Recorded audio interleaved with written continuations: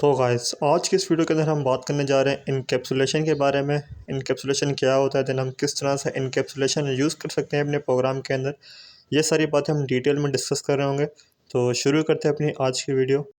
तो encapsulation is defined as the warping up of data under a single unit. It is a mechanism that binds code and data together. In other words, we can say that a protective shield prevents the data from being accessed outside the shield.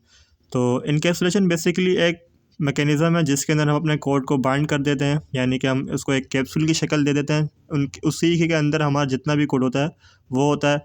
Then उस capsule के बाहर उस code को हम access नहीं कर सकते। Then अब अपने प्रोग्राम के अंदर इनकैप्सुलेशन इसीलिए यूज़ करते हैं, सिक्योरिटी के लिए यूज़ करते हैं। कोई भी हमारा कैश सेंसिटिव डेटा या कैश सेंसिटिव प्रोग्राम है, देन हम चाहते हैं भाई इसको इस क्लास या इस मेथड के अलावा कोई और दूसरी क्लास या दूसरा मेथड एक्सेस ना करे। देन हम उस मेथड या उस क्लास को इनकैप्सुलेशन के ज़रिए आपस में टुगेदर कर लेते हैं। सारा कोड जितना भी होता है उसे हम बाइंड कर लेते हैं। देन उसके अंदर जितने भी हमारे पास वेरिएबल्स होते हैं तमाम के तमाम प्राइवेट बनाने होते हैं इनकैप्सुलेशन के लिए। और साथ ही साथ हम दो मेथड का यूज़ कर रहे होते हैं। जब हम वेरिएबल को प्राइवेट बना लेते हैं तो गेटर और सेटर के मेथड यूज़ कर रहे होते हैं उनकी वैल्यू को इनिशियलाइज़ करने के लिए। तो ये सारी बातें हम प्रैक्टिकल में भी डिस्कस कर रहे होंगे। तो यहाँ पर मैंने एक डायग्राम बनाई हुई है जिसके अंदर हमारे पास एक क्लास है और उस क्लास के अंदर कुछ वेरिएबल्स और डेटा है। देन उस वेरिएबल्स और डेटा को हमने आपस में टुगेदर किया हुआ है, यानी कि उसको एक कैप्सूल की शक्ल दी हुई है। तो बेसिकली ये हमारा इनकैप्सुलेशन भी इसी तरह होता है। जब हम एक क्लास बनाते हैं देन उसके अंदर जो भी हमारे पास मेथड्स या डेटा वेरिएबल्स होते हैं उन तमाम को आपस में हम टुगेदर और बाइंड कर देते हैं ताकि उसे कोई और एक्सेस ना कर पाए। तो यही प्रोसेस हमारे पास इनकैप्सुलेशन का कहलाता है।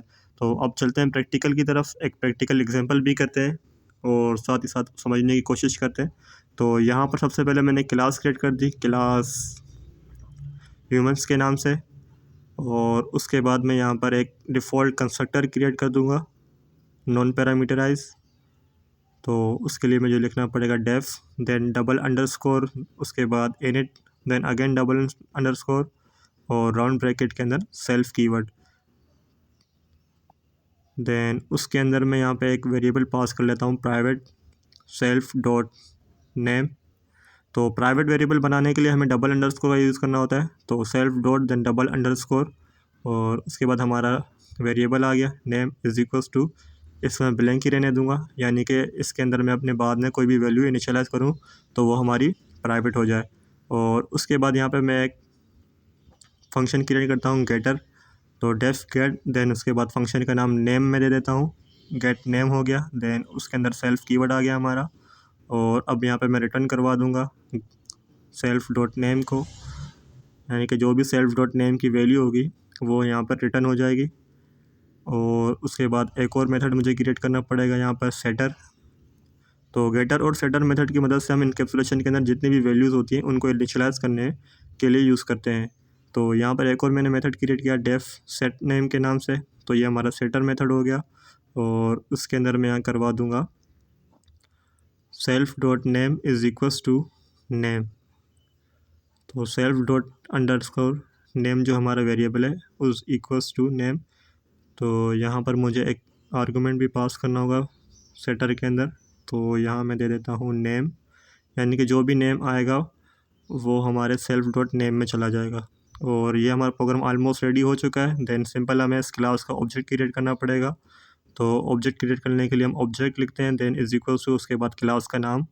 देन ऑब्जेक्ट की मदद से मुझे जो हमारे मेथड्स हैं उनको कॉल करना पड़ेगा। तो एच डॉट सेट नेम और इसके अंदर मैं दे देता हूँ फ़हाद अहमद।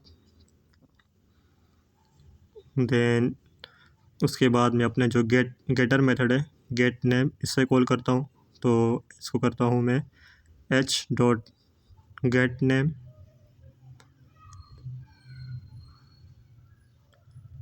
देन इसको मैं एक वेरिएबल के अंदर स्टोर कर दूंगा एक्स के अंदर और नीचे मैं यहाँ एक्स को प्रिंट कर दूंगा। तो ऑलमोस्ट हमारा प्रोग्राम रेडी हो चुका है। तो इसको मैं करता हूँ यहाँ पर रन फाइल। देन हमारे पास यहाँ आउटपुट आ गया फ़हाद अहमद।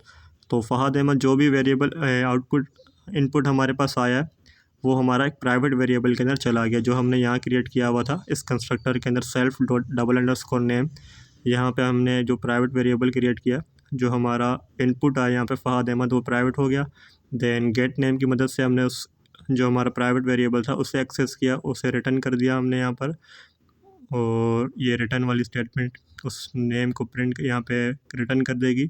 देन उसके बाद यहाँ पे आ रहा है सेटर, तो यहाँ पे हमने अपनी वैल्यू सेट की self dot name is equals to name, यानी कि जो भी हमारा इनपुट आया वो हमारे सेल्फ डॉट नेम जो हमारा प्राइवेट वेरिएबल था उसमें चला गया।